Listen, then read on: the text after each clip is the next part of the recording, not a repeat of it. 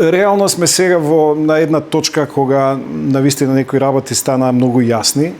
и од тука натаму мислам дека ново дупло дно нема да доживееме. Во смисла дека работите се јасни во контекст на идентитетските барања од страна на Софија, дека тие сакаат да го искористат овој процес на европски интеграција на Македонија за да ги изведат своите санстефански цели од времето нели на уште од формирањето на Бугарија од 1878 година наваму, на современата бугарска држава. И тоа сака да го направат нели на суптилен начин преку историската комисија, преку остварувањето, односно реализацијата на протоколите и така натаму, подпишани од минатата влада до крај. И ние сакаме на почетокот уште од нашиот европски пат да ги разјасниме тие работи. Слушавме нели од Софија, од одредени високи политички структури дека ова е важно да го направиме како чекор во смисла на уставните измени. Па мислам дека постои и европски притисок во таа смисла дека Бугарија натаму да не поставува билатерални услови, но мора да се разреши тој проблем кој што е сега во дел од преговарачката рамка и да добиеме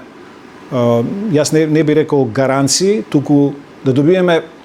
со политичка волја од бугарската страна да биде покажано и од највисоките политички структури дека ние нема натаму да се соочуваме со идентитетски барања. Но верувам дека тоа е тешко сега да се случи во Софија,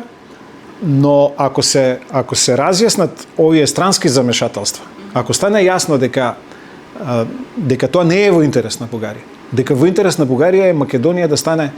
членка на Европската унија, да имаме навистина добрососедски односи, да се почитува од двете страни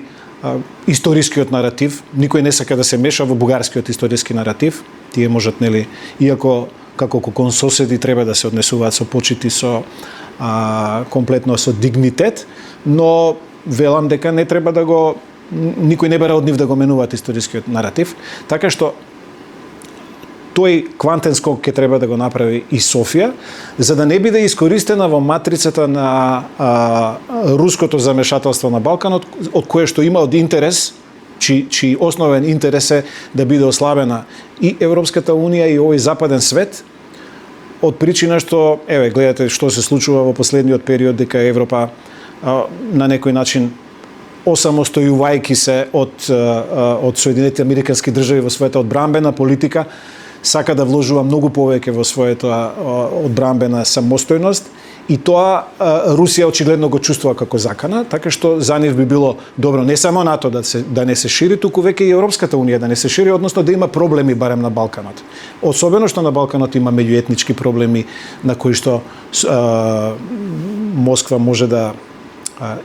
инклинира, иако не директно да се вмешува, туку преку прокси играчи да се обидува преку структури во дали е тоа Москва, Белград, Бања Лука, не е важно, да прави одредени проблеми.